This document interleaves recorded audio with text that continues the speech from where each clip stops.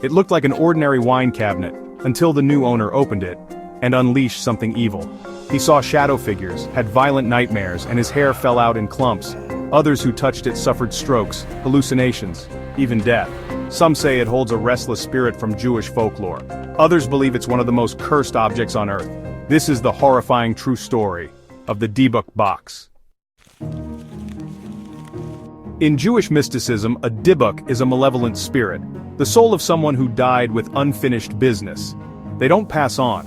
Instead, they cling to the living, possessing them, whispering to them, feeding off their pain.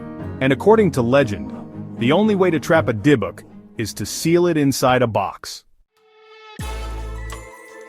In 2001, a man named Kevin Manis bought an antique wine box at an estate sale in Portland, Oregon. It had belonged to a Holocaust survivor named Havila, who warned, "You must never open it." Kevin didn't listen. The moment he opened the box, things went wrong.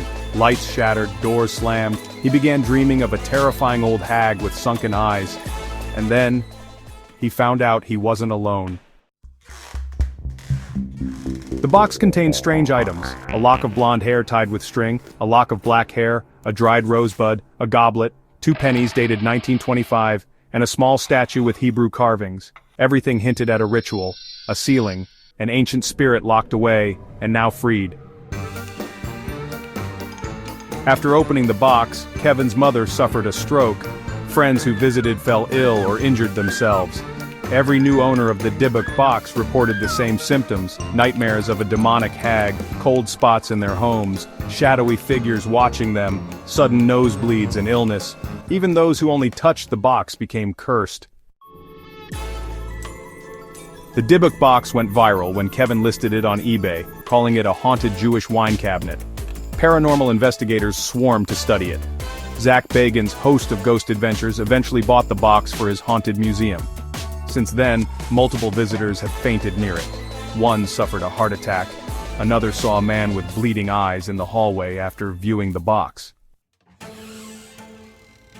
Skeptics call it a hoax, a clever horror story made viral.